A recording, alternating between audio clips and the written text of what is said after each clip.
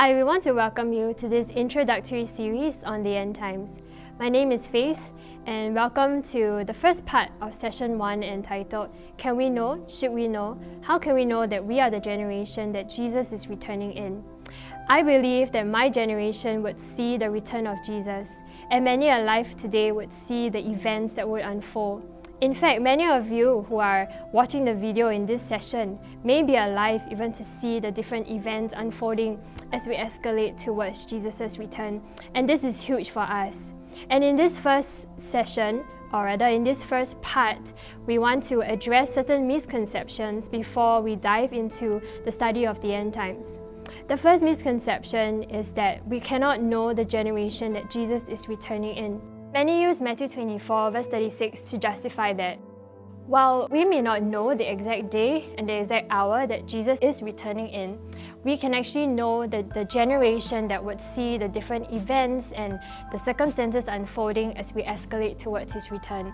In fact, in the Bible, there are at least 150 chapters that actually talk about that generation that will see all this unfolding. And we are that generation that is the most talked about and most written about even in scriptures. In Matthew 16, Jesus sternly rebuked the Pharisees and Sadducees because they did not pay attention to the times and the seasons. And even in Luke 19, we read about how Jesus mourned over His people because they didn't know the hour of their visitation even at His first coming. And so really it's in the heart of God for us to understand this very subject and even to know the generation that would see His return, because it's really the most written about and most talked about generation in Scriptures. The second misconception is that we cannot understand the end times because it's too complicated. And many people think that the subject of the end times is only reserved for biblical scholars and theologians. However, if we look back at scriptures, we need to remember that scripture was actually primarily written for the majority of human history. And even, in the Gospels, these were all recorded teachings and words of Jesus that were spoken to His disciples. And if we actually remember, before the disciples were called to follow Jesus, their occupation were fishermen, and they definitely did not go to theology school. They were not highly educated like the Pharisees and Sadducees, and yet these scriptures or these teachings were actually recorded even for them to understand. And so, it really debunks the misconception that this subject is too complicated even for us to understand. The third misconception is that every generation believed that they would see the return of Jesus.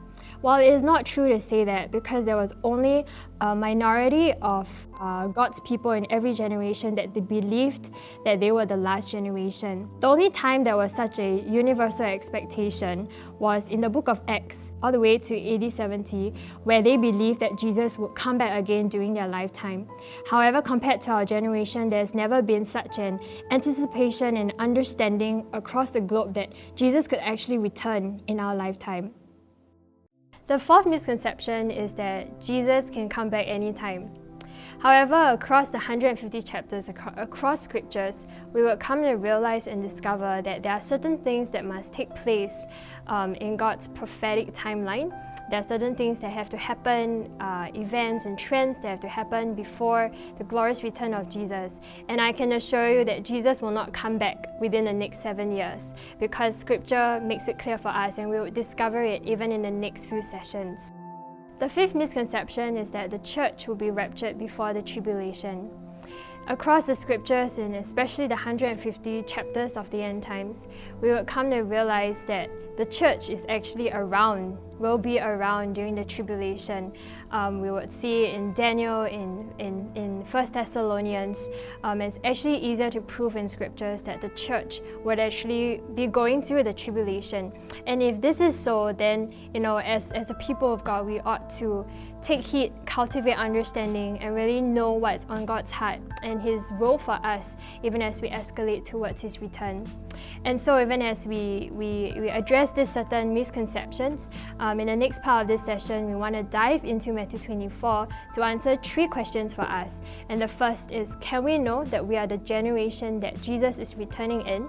Second, should we know? And the third, how can we know that we are the generation that Jesus is returning in? So stay tuned for the next part.